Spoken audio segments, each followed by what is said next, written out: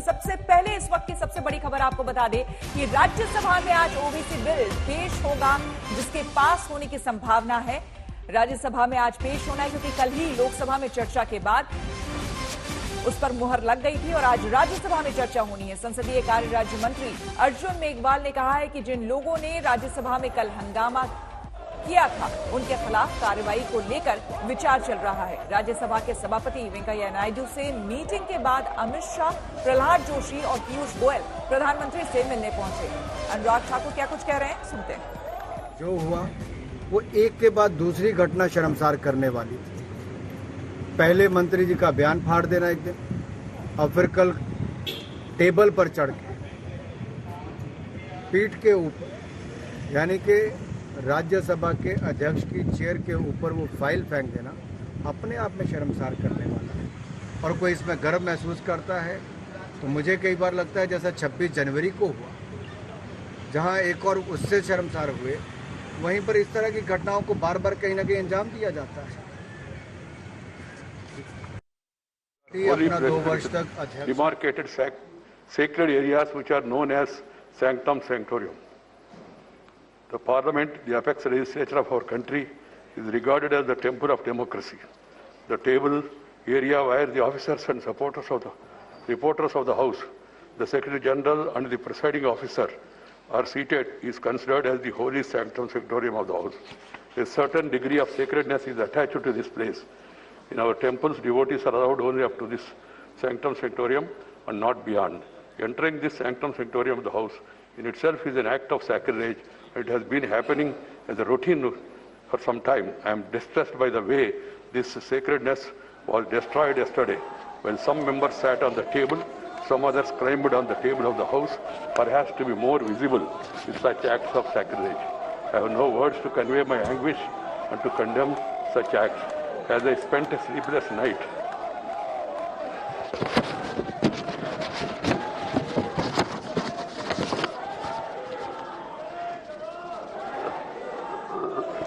last night, I struggled to find out the provocation or reason for forcing this August House to hit such a low yesterday.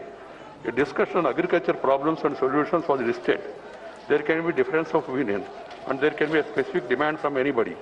They could have discussed it in the House, protested and voted against this thing. And you have got every right, members have got every right to demand for it, withdrawal also. But it is for the government to act. You can't force the government to do this or not to do this. Different kinds are admitted by chair. The language used by the list of business is drafted in such a way that it is acceptable to all sections of the House without denting the thrust of the issue to be discussed. It happened yesterday too, and the chair has been doing it for years. I find it difficult to understand as to why the subject was listed in the list of business for yesterday would have prevented any member to raise any issue concerning the farm sector, including 3 farm bills that some members were keen to raise in the House and even demanding their withdrawal. Yesterday was a golden opportunity for the concerned members to have gone on record with their positions on all issues relating to the right of the farmers. But it was not to the, please have the decency at least, as the chair is saying something, at least to hear it. You may not agree, that's a different matter. The positions on all issues to the right of farmers, but it was not to be, as the sole intention seems to be, not to allow the House to function. Right at the start of the proceedings of the House yesterday, I have cautioned them not to take up the listed discussion on farm sector. And then, what is worrisome, some members of the House have caught the sad moments of sacrilege in the House yesterday and posted it on the social media. By doing so, they only ended up showing the people to the extent which this August House can degenerate to the newfound competitiveness and aggressive disruption by some sectors. I was very sad. I am deeply anguished, and also the nation also is anguished. As the chairman of the House, I am sacred to visualize the implications and consequences of such competitive acts of sacrilege in our temples of democracy. I earnestly appeal to the collective conscience of this House to seriously reflect on what happened yesterday, to explore the remedies.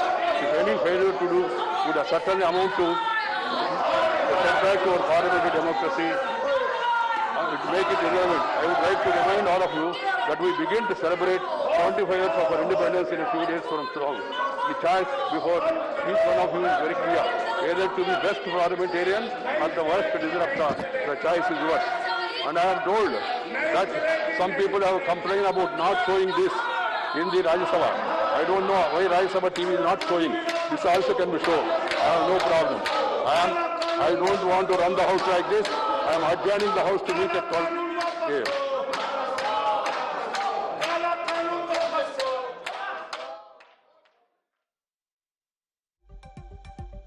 सभा adjourn कर दिया गया।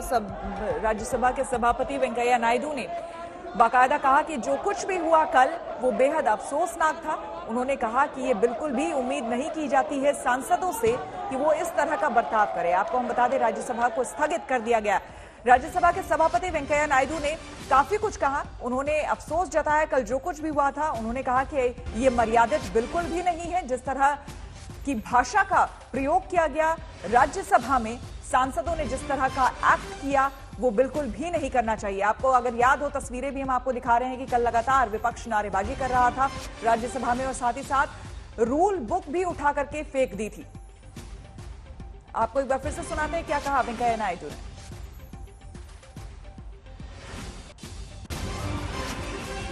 Anybody, they could have discussed it in the House, protested and voted against this thing. And you have got every right, members have got every right to demand for it, withdrawal also. But it is for the government to act. You can't force the government to do this or not to do this. Different kinds are admitted by chair. The language used by the list of business is drafted in such a way that it is acceptable to all sections of the House without denting the thrust of the issue to be discussed. It happened yesterday too, and the chair has been doing it for a year. I find it difficult to understand as to why the subject was listed in the list of business for yesterday would have prevented any member to raise any issue concerning the farm sector, including 3 farm bills that some members were keen to raise in the House and even demanding their withdrawal. Yesterday was a golden opportunity for the concerned members to have gone on record with their positions on all issues relating to the right of the farmers. But it was not to the... Please have the decency at least, as the chair is saying something, at least to hear it. You may not agree, that's a different matter. The positions on all issues to the right of farmers, but it was not to be, as the sole intention seems to be, not to allow the House to function. Sir, 35 bills have been passed. Right at the start of the proceedings of the House yesterday, I have cautioned them not to take up the listed discussion on farm sector. And then, what is worrisome, some members of the House have caught the sad moments of sacrilege in the House yesterday and posted it on the social media. By doing so, they only ended up showing the people to the extent which this August House can degenerate to the newfound competitiveness and aggressive disruption by some sectors. I was very sad. I am deeply anguished, and also the nation also is anguished. As the chairman of the House, I am sacred to visualize implications and consequences of such competitive acts or sacrilege in our temples of democracy. I earnestly appeal to the collective conscience of this House to seriously reflect on what happened yesterday, to explore the remedies. If any failure to do would certainly amount to a setback to our parliamentary democracy, to make it irrelevant, I would like to remind all of you that we begin to celebrate 75 years of our independence in a few days from now. The choice before each one of you is very clear. Either to be best parliamentarian or the worst disruptor. The choice is yours. And I am told that some people have complained about not showing this in the Rajya Sabha. I don't know why Rajya Sabha TV is not showing. This also can be shown. I have no problem. I don't want to run the House like this. I am adjourning the House to meet at 12 a.m. Anybody? दोनों सदनों को स्थगित कर दिया गया है। राज्यसभा को 12 बजे तक के लिए स्थगित किया गया है। लोकसभा को अनिश्चितकालीन के लिए स्थगित कर दिया गया है। आपको बता दें कि राज्यसभा को 12 बजे तक के लिए स्थगित किया। कल की घटना को कोट करते हुए वेंकैया नायडू ने कहा कि ये अशोभनीय और अमर्यादित व्यवहार टॉलरेट नहीं किया जाएगा। सांसदों का जिस तरीके से कल फाइल फेंकने की घटना हुई वो निंदनीय है। लोकतंत्र का मजाक उड़ाया गया है। आनंद पटेल मेरे सहयोगी इस वक्त तमाम जानकारी के साथ जुड़ गए हैं। आनंद, जाहिर तौर पर यहां काफी भावुक दिखाई दिए वेंकैया नायडू। कल की घटना का जिक्र करते हुए उन्होंने ये तक कहा कि जो भी उचित कार्रवाई होगी वो की जाएगी, क्योंकि जिस तरीके से फाइल फेंकी गई वो रूल्स के खिलाफ है। देखिए, कल जिस तरीके से राज्यसभा के अंदर हंगामा हुआ, विपक्षी सांसदों ने, खासकर कांग्रेस और आम आदमी पार्टी के सांसद प्रताप सिंह बाजवा और संजय सिंह, जिस तरीके से मेज पे चढ़ करके उन्होंने हंगामा किया। प्रताप सिंह बाजवा ने जो रूल बुक है वो चेयर की तरफ फेंकी। ये सारा जो दृश्य था ये सांसदों ने अपने मोबाइल फोन पे कैप्चर किया और वो अपने ट्विटर अकाउंट पे डाला, जिससे साफ नजर आ रहा है कि किस तरह का हंगामा जो है राज्यसभा में हुआ है। देखिए, राज्यसभा और लोकसभा में बहुत फर्क है। राज्यसभा को हाउस ऑफ एल्डर्स कहा जाता है, जहां पे वरिष्ठ सांसद बैठते हैं और गहन चिंतन और मंथन किया जाता है। लेकिन आप देखिए किस तरह की भाषा शैली इस्तेमाल की है वेंकैया नायडू अध्यक्ष राज्यसभा ने, कि वो कितने तल्ख हैं, कितना उनके अंदर दुख है, क्षोभ है इस घटना को लेकर के। तो कहीं ना कहीं कल जिस तरीके से बातें हो रही थी, अनुराग आपसे और जानकारी लेंगे, लेकिन उससे पहले एक बार सुन लेते हैं केंद्रीय मंत्री अनुराग ठाकुर ने क्या कुछ कहा। वहीं पर इस तरह की घटनाओं को बार बार कहीं ना कहीं अंजाम दिया जाता है। अपना 2 वर्ष तक अध्यक्ष न चुन पाए, जिस पार्टी के सांसद अपनी ही सरकार के बिल फाड़ दें, जो पार्टी सदन ना चलने दे, जो सड़क पर भी कोई करने से शर्म महसूस करे वैसा काम सदन में करे, तो आप समझ सकते हैं कि लोकतंत्र को कितना शर्मसार करने का काम किया जा रहा है। देश की जनता ने जिन्हें सांसद बनाकर भेजा है अपने मुद्दे उठाने के लिए, वो चर्चा में भाग ना लेकर चीर फाड़ करने तक आए हैं, फाइलें फेंकने तक आए हैं। करोड़ों रुपए सदन के चलने के ऊपर खर्च किए जाते हैं, और जब चर्चा होती है तो उसमें भाग ना लेना ये अपने आप में दिखाता है कि क्या कर रहे हैं। और इस पूरे मुद्दे को लेकर विपक्ष किस तरह से आमने सामने है, आरोप प्रत्यारोप एक दूसरे पर किस तरह से लगा रहे हैं, सुनिए। काले कानून वापस लेने पैणगे। मैं विश्वास दिवाना चाहना किसान वीरां नूं, तुसीं अपनी लड़ाई जंग बाहर जारी रखो, असीं पार्लीमेंट दे हाउस दे विच तुहाडी जंग जारी रखांगे जिन्ना चिर काले कानून वापस नहीं होंदे। तो तुसीं ये पुछिआ खेद, सानू कोई खेद नहीं, सानू मजबूर कर दिता इन्हां ने, इस किस्म दे अपने हथ दे विच रूल्स लैण वास्ते मजबूर कर दिता। सानू ये सैशन तो सस्पेंड कर देन, हाउस चों बाहर कढ़ देन, साडे ते केस बना देन, सानू जेल च भेज देन, भावें सानू फांसी टंग देन, जिन्ना चिर काले कानून जेड़े वापस नहीं होणगे असीं अपना संघर्ष जारी रखांगे। राज्यसभा में कृषि पर चर्चा स्वीकार की गई और चर्चा शुरू ही हुई थी, लेकिन कांग्रेस, टीएमसी, आप पार्टी, इनका जो अलोकतांत्रिक रवैया रहा उसकी मैं तीव्र शब्दों में भर्त्सना करता हूं। जहां तक कृषि का विषय और कृषि कानून का सवाल है, कृषि के क्षेत्र में प्रधानमंत्री नरेंद्र मोदी जी ने 2014 के बाद लगातार जो प्रयत्न किए हैं उनसे लगातार कृषि का क्षेत्र आगे बढ़ रहा है। संसद में मुझे नहीं मालूम है कि कभी कोई सांसद रिपोर्टर्स टेबल पर चढ़कर फाइल फेंकना प्रारंभ कर दे और लगातार सदन की कार्रवाई को बाधित करते रहे, जबकि बिजनेस एडवाइजरी कमेटी में कृषि कानून पर बहस के लिए और स्वीकृति हुई, शॉर्ट नोटिस ड्यूरेशन के लिए बहस प्रारंभ हुई। कांग्रेस के लोग भी उस पर हस्ताक्षर करने वाले थे, लेकिन जैसे ही बहस प्रारंभ हुई, एक और तो मांग करते हैं कि कृषि कानूनों पर चर्चा हो, और जब चर्चा होने लगी तो टेबल पर चढ़कर फाइल फेंकने लगे। ये बहुत ही दुखद है और बहुत ही अपमानजनक है। गलत नियत से केवल किसान की आड़ में एक ऐसी चर्चा जो कि जिसका कोई अर्थ नहीं है, जिस चर्चा में कानूनों के जिन कानूनों के प्रति किसान में रोष है उनके बारे में कोई चर्चा नहीं हो सकती, तो ऐसी चर्चा का कोई अर्थ नहीं निकलता था। इसीलिए पूरा समूचा विपक्ष एकजुटता से देश के किसान के साथ आगे खड़ा हो गया कि कौन जवाब देगा जो 600 किसान जिन्होंने जान कुर्बान कर दी पिछले 8-9 महीने के इस संघर्ष में। तो पूरा आज विपक्ष समूचा किसान के साथ आगे खड़ा हुआ। तो कुछ देर पहले हमने स्पीकर वेंकैया नायडू को सुना। उन्होंने कल की घटना का जिक्र करते हुए कहा कि मैं बेहद भावुक और दुखी हूं। जिस तरीके से रूल बुक फेंकी गई वो अमर्यादित था। But it is for the government to act. You can't force the government to do this or not to do this. Different kinds are admitted by chair. Language used by the list of business is drafted in such a way that it is acceptable to all sections of the House without denting the thrust of the issue to be discussed. It happened yesterday too, and the chair has been doing it for a year.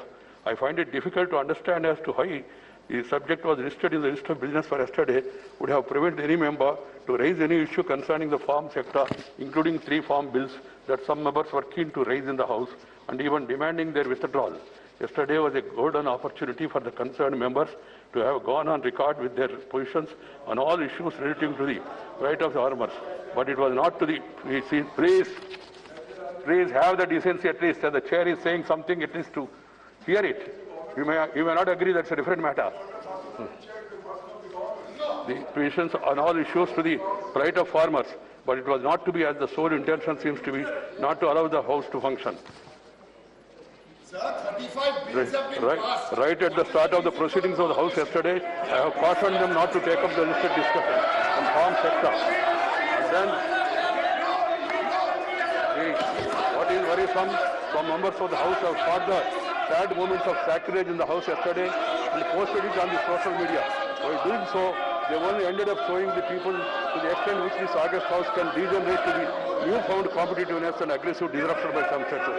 I was very sad. I am deeply anguished, and also the nation also is anguished. As the chairman of the House, I am sacred to visualize the implications and consequences of such competitive acts of sacrilege in our temples of democracy. I earnestly appeal to the collective conscience of this House to seriously reflect on what happened yesterday, to explore the remedies. If any failure to do would certainly amount to a setback to our parliamentary democracy. हमारे संवाददाता आनंद पटेल हमारे साथ जुड़ गए हैं।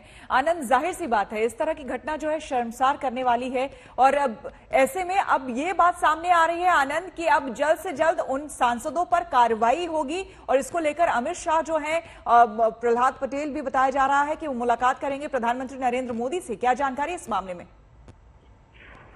देखिए, बिल्कुल कल ही इस बात के संकेत मिलने लगे थे कि जिस तरह का हंगामा मचा है राज्यसभा में, उसको लेकर के सरकार बहुत नाराज है, क्योंकि चेयर ने जो टिप्पणी की है उससे स्पष्ट है कि क्या रुख हो सकता है सरकार की तरफ से इन सांसदों के खिलाफ। लेकिन जो विपक्षी सांसद हैं, उनका ये कहना है, उनकी ये दलील है कि सरकार कृषि कानूनों पे चर्चा नहीं करवा रही थी, मुद्दा जो है वो डाइवर्ट कर रही थी, किसी और तरफ मोड़ना चाह रही थी पूरे इशू को, जिसकी वजह से जो विपक्षी सांसद हैं, खासकर कांग्रेस पार्टी और आम आदमी पार्टी, देखिए दोनों के हित पंजाब से जुड़े हुए हैं, पंजाब में चुनाव है, लिहाजा आप देख सकते हैं कि आम आदमी पार्टी और कांग्रेस के सांसदों ने सबसे ज्यादा हंगामा मचाया। तो कहीं ना कहीं पक्ष और विपक्ष में कृषि कानूनों को लेकर जो टकराव था वो कल देखने को मिला है। अब कार्रवाई होगी, इसको लेकर के अभी थोड़ा संशय है, क्योंकि आज आखिरी दिन है, आज सत्र का अवसान हो जाएगा, तो देखना होगा कि किस तरह की कार्रवाई या एक तरह से चेतावनी दी जाती है चेयर की तरफ से। बहुत शुक्रिया आनंद। भारत में जल्द 2 अलग अलग कोरोना वैक्सीन की डोज लगाने की मंजूरी मिल सकती है। आईसीएमआर की स्टडी में दावा किया गया कि एक ही शख्स को 2 अलग अलग वैक्सीन लगाना ज्यादा असरदार साबित हुआ है। आईसीएमआर की स्टडी के बाद डीसीजीआई ने वैक्सीन की मिक्स डोज का क्लिनिकल ट्रायल शुरू करने की मंजूरी दे दी।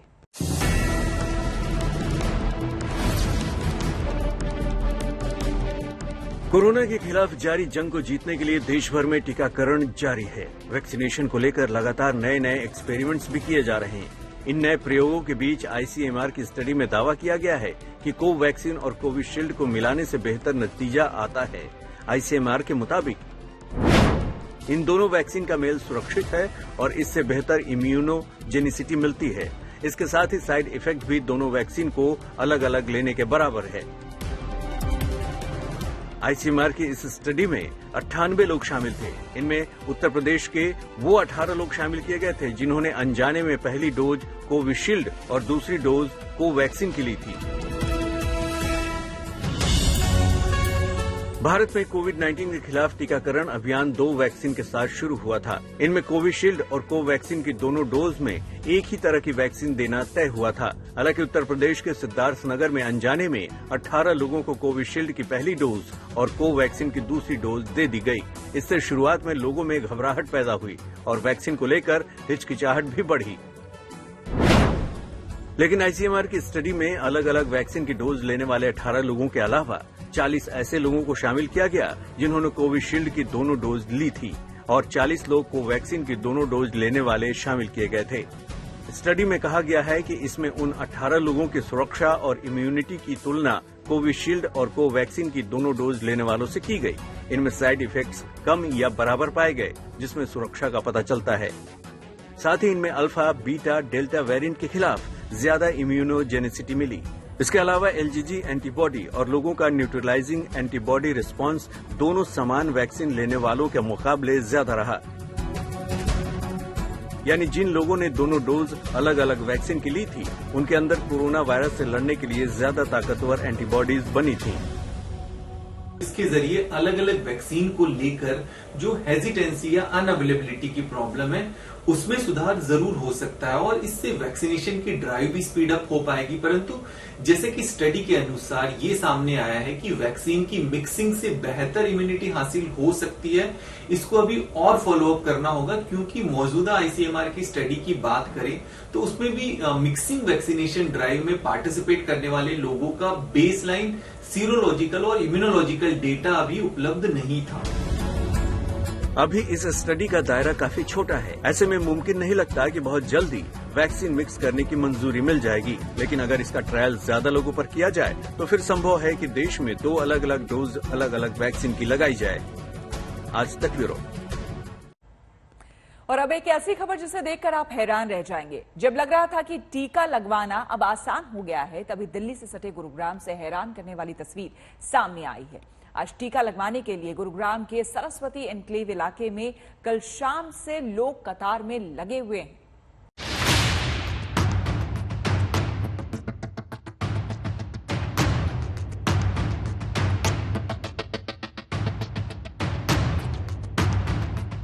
फुटपाथ पर बैठे लोग, फुटपाथ पर लेटे लोग, पुरुष भी हैं और महिलाएं भी। गुजरे सालों में रेलवे तत्काल टिकट या फिर एम्स में ओपीडी की पर्ची के लिए ऐसी कतारें खूब दिखती थीं, लेकिन कोरोना काल में ये कतार टीके के लिए है। जी हां, टीकाकरण अभियान शुरू हुए अब करीब 7 महीने होने को है, लेकिन टीके के लिए मारामारी खत्म नहीं हुई है। इन लोगों की माने तो सुबह कहीं टीका खत्म न हो जाए, इसलिए ये लोग शाम से ही लाइन में आ गए। सर, हम 4 दिन से आ रहे हैं। 100 डोज यहाँ रोज लगता है। कुछ दिन पहले आए थे तो कह रहा है कि सोम, मंगलवार, वीरवार तक है ही नहीं। आज 3 दिन से आज भी सोमवार से घूमे जा रहा हूँ। 100 डोज देते हैं, 70 डोज लगाते हैं, 30 डोज जो है ना पर्सनल के लिए रख लेते हैं।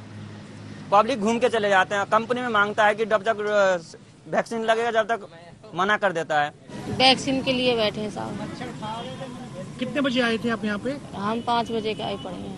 ये बच्चे को भी साथ लाए आप? और बच्चे के साथ कहाँ छोड़ पाएंगे? जब हम आ गए यहाँ तो अकेला कैसे रह जाएगा बच्चा। इन लोगों का ये भी कहना है कि जहां वो काम करते हैं उस कंपनी ने साफ कह दिया है कि जो टीकाकरण नहीं करवाएगा उसे काम नहीं मिलेगा। 1 और 11 के इस हिस्से में बात अफगानिस्तान और तालिबान की करेंगे। अफगानिस्तान में तालिबान एक बार फिर सिर उठा चुका है। तालिबानी आतंकी सब कुछ तबाह करने की तैयारी में है ताकि उनका वर्चस्व कायम हो सके। इस नापाक तालिबानी मंसूबे की वजह से हिंदुस्तान की चिंता भी बढ़ गई है। सरकार ने किसी भी हमले से बचाने के लिए उन्हें निकालने का अलर्ट जारी कर दिया है।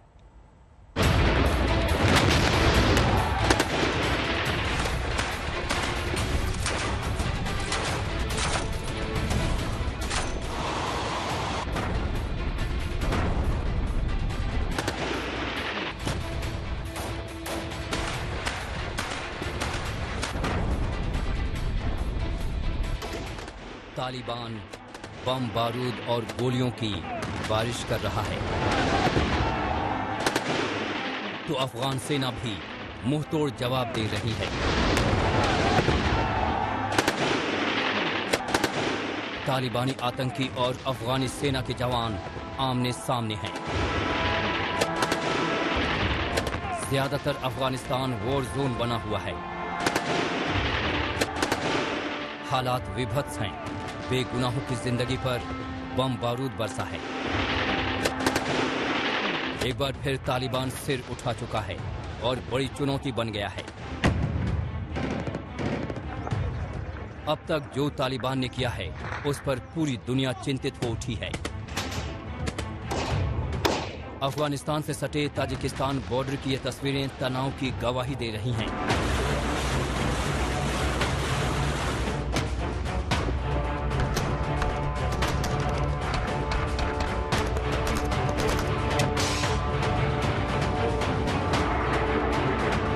ताजिकिस्तान की जमीन पर ऐसा युद्धाभ्यास हाल के दिनों में कभी नहीं दिखा।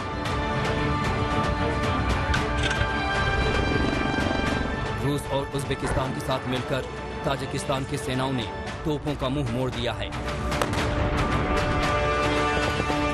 जमीन से आसमान तक सिर्फ और सिर्फ बारूदी बारिश हो रही है। उत्तरी अफगानिस्तान से लगी सीमा पर ताजिकिस्तान तालिबानी एक्शन को लेकर चिंतित हैं। किसी भी मुश्किल हालात से निपटने के लिए ही 3 देशों का ये संयुक्त युद्धाभ्यास चल रहा है।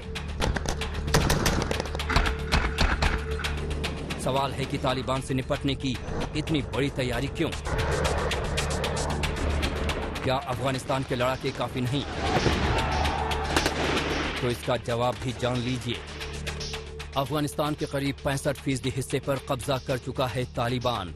अब तक 7 अहम प्रांत की राजधानियों पर कब्जा कर चुका है तालिबान। अभी एक दिन पहले ही उत्तरी प्रांत बगलान की राजधानी पुले खुमरी पर कब्जा किया। कई अन्य प्रांत की राजधानियों पर तालिबान की नजर है। ज्यादातर अहम शहरों में तालिबान और अफगान सेना आमने सामने हैं। ये तालिबान की बारूदी प्लानिंग का हिस्सा है जो कुछ हद तक पूरा हो चुका है। इस दहशत का अंत कब होगा कोई नहीं जानता। अफगानिस्तान में लाशें गिनी जा रही हैं। जब तक अमेरिकी फौज थी तालिबानियों का दंश कुछ कम था, लेकिन अमेरिकी सैनिकों की हो रही वापसी के साथ ही तालिबान अपनी ताकत दिखाने लगा है। अभी अफगानिस्तान में महज 2500 अमेरिकी जवान ही बचे हैं। हालांकि अमेरिकी एयरफोर्स के लड़ाकू विमानों के रडार पर अभी भी तालिबानी ठिकाने हैं। अफगानी और अमेरिका एयरफोर्स के बम वर्षक विमान एयर स्ट्राइक कर रहे हैं, फिर भी तालिबान डटा हुआ है। जिन प्रांतों की राजधानियों पर तालिबान ने कब्जा किया है उनमें मज़ार शरीफ भी शामिल है। हालांकि अफगान सेवा दावा कर रही है कि तालिबान के कब्जे को उन्होंने विफल कर दिया है, लेकिन भारत अपने अधिकारियों और कर्मचारियों को लेकर कोई जोखिम नहीं लेना चाहता। लिहाजा मज़ार शरीफ में मौजूद भारतीय वाणिज्य दूतावास के तमाम स्टाफ को वापस लाने का फैसला किया गया है। मज़ार शरीफ से एक स्पेशल फ्लाइट का इंतजाम किया गया है। अफगानिस्तान में भारतीय दूतावास ने देश के अलग अलग प्रांतों में फंसे भारतीय लोगों के लिए बाकायदा एडवाइजरी जारी की है। लोगों से कहा गया है कि वो अफगानिस्तान के अलग अलग इलाकों से जाने वाली कमर्शियल फ्लाइट्स पर भी नजर रखें और तुरंत भारत लौटने की कोशिश करें। सभी भारतीयों को सलाह दी गई है कि वो दूतावास की वेबसाइट पर खुद को तुरंत रजिस्टर करें। अफगानिस्तान में तालिबान के बढ़ते कदम भारत के लिए बहुत ही बड़ा चिंता का विषय बन चुका है। जहां एक तरफ जुलाई में भारत ने कांदाहार कॉन्सुलेट को इवैक्यूएट कर दिया था, वहीं मज़ार शरीफ में भी जो भारत का कॉन्सुलेट है वहां पे डिप्लोमेट और स्टाफ को भारत वापस ले आया गया है। एक सिक्योरिटी एडवाइजरी भी जारी किया है भारत के दूतावास ने काबुल में कि जितने भी भारतीय हैं अफगानिस्तान में वो जल्द से जल्द वापस भारत जाने की तैयारी करें। दूसरी बात, जितने भी कंपनीज हैं जो भारतीयों को एम्प्लॉय करते हैं वो उनके एम्प्लॉयमेंट को विथड्रॉ करें और उनको वापस भारत भेजें। और तीसरी बहुत इम्पोर्टेंट बात कि इंडियन मीडिया जो अफगानिस्तान जाती है उनको सही तरीके से जो इंडियन एम्बेसी ऑफिशियल्स हैं और सही डिपार्टमेंट है सिक्योरिटी डिपार्टमेंट, वहाँ पर अपना पूरा डिटेल्स देना होगा और अफगानिस्तान की सरकार को भी अपने सारे डिटेल्स देने होंगे। ये सारे प्रिकॉशंस लेना जरूरी है। खतरा सिर पर मंडरा रहा है। अब तक राजधानी काबुल भी महफूज नहीं, क्योंकि हाल के दिनों में धमाके कर तालिबान ने अपना मंसूबा बता दिया है। अशरफ वानी और गीता मोहन के साथ ब्यूरो रिपोर्ट, आज तक। पूर्व अमेरिकी राष्ट्रपति बराक ओबामा ने ही अफगानिस्तान से फौज हटाने का ऐलान किया था। आपको बता दें कि बाइडेन के आने के बाद उस पर करीब करीब पूरी तरह से अमल हो गया है। इसी का फायदा उठाकर तालिबान अपने तेवर अब दिखा रहा है।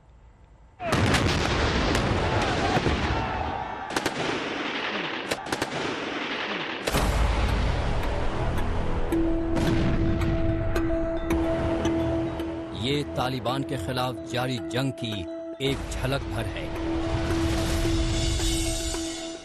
तालिबानी भी अपना वहशीपन दिखा रहे हैं। इसके बावजूद अमेरिका अपने फैसले पर अटल है। राष्ट्रपति बाइडेन कह रहे हैं कि अब सेना वापसी का फैसला बदलना मुमकिन नहीं। मतलब साफ है, तालिबान का दमन फिलहाल नहीं थमेगा। गंभीर हालात के बीच अफगानिस्तान के राष्ट्रपति अशरफ गनी मज़ार शरीफ में हैं। वहां अपनी सेना के अधिकारियों से लगातार हालात की जानकारी ले रहे हैं। इस तरह से तालिबानी आतंकियों ने भारी हथियारों का इस्तेमाल किया है, जिस बड़े पैमाने पर बम बारूद इकट्ठा किए हैं और जिस तरह से अफगान सेना के सामने आर या पार का ऐलान कर चुके हैं, उससे स्थिति बेहद भयावह हो चुकी है। मैं तो मानता नहीं हूं कि अब इस स्टेज पर कोई भी बातचीत का फायदा होगा। मेरे ख्याल ये एक ढकोसला है, ये एक धूल झोंकने की कोशिश है सबकी आंखों में, दुनिया को दिखाने के लिए कि तालिबान बातचीत से गुरेज नहीं करते। लेकिन मैं नहीं मानता कि वो बातचीत में संजीदा है। मेरा मानना ये है कि वो बड़ी तेजी से जो जमीनी स्तर पर हालात हैं वो युद्ध के जरिए उसको बदल रहे हैं। दुनिया को उन्होंने ट्रक की बत्ती के पीछे लगाया हुआ है बातचीत की सारी पेशकश करके। अगर बातचीत आगे बढ़ती भी है, उससे भी क्या तालिबान अपनी जंगबंदी कर देंगे, वहां पर जो उनके लड़ाके हैं उनको पीछे हटा लेंगे और जगहों पे कब्जा करना बंद कर देंगे। अगर तो वो ये सब कुछ करते हैं तो देखा जाएगा, लेकिन मुझे नहीं लगता कि इस स्टेज पर, जबकि उनको ये महसूस हो रहा है कि वो बिल्कुल विजय के बिल्कुल करीब हैं, वो कोई भी ऐसी चीज करेंगे जिससे उनका जो मोमेंटम बना हुआ है वॉर का, जंग का, वो मोमेंटम को नहीं तोड़ेंगे वो। एक वक्त में अमेरिकी फौज अफगानिस्तान में चप्पे चप्पे पर तैनात थी। 30,000 से ज्यादा अमेरिकी जवान तालिबान पर नकेल कसे हुए थे, लेकिन अब हालात बदल चुके हैं। वहां अब सिर्फ 2500 सैनिक बचे हैं। उन अमेरिकी सैनिकों का बेस हुआ करता था बगराम। अब वहां से अफगान सेना मोर्चा संभाल रही है। तालिबान के खिलाफ जंग में अफगानी जवान इस बगराम बेस से भी नजर रख रहे हैं। हाल ही में आज तक संवाददाता अशरफ वानी उस बगराम बेस पहुंचे थे। दुनिया में 2 दशकों तक सबसे सुरक्षित और सबसे हिस्सास जगह मानी जाने वाली बगराम एयरबेस मेरे पीछे है। कई किलोमीटरों तक ये एयरबेस फैली हुई है। इसमें हवाई अड्डे हैं, इसमें हेलीपैड्स हैं, इसमें हजारों जो हैं बिल्डिंगें बनी हुई हैं, कुछ छोटी हैं कुछ बड़ी हैं। इसमें टेंट्स हैं, वहां पर हजारों की तादाद में वाहन भी हैं। लेकिन जो कुछ 1 जुलाई को हुआ उसका अंदाजा दुनिया में किसी ने नहीं लगाया था। 1 जुलाई की रात को बिना किसी को पूछे अमेरिकी सेना इस एयरबेस से निकलती है, किसी को कान खबर किए बिना, और 3 घंटे के बाद अफगान फौज को पता लगता है कि बगराम एयरबेस को अमेरिकी सेना ने खाली कर दिया है। तालिबान ने कंधार के अहम शहर स्पिन बोल्डक पर भी कब्जा कर लिया है। ये वो शहर है जो कारोबार के नजरिए से बेहद खास है। जरूरी सामान की सप्लाई यहीं से होती है, लेकिन हालात बदल चुके हैं। सवाल है कि आखिर तालिबान को इतनी ताकत किसके बूते मिलती है? क्यों तालिबान आंकड़ों में 20 पड़ रहा है? किसके दम पर इन दिनों तालिबानी आतंक हावी है? अशरफ वानी और गीता मोहन के साथ ब्यूरो रिपोर्ट, आज तक।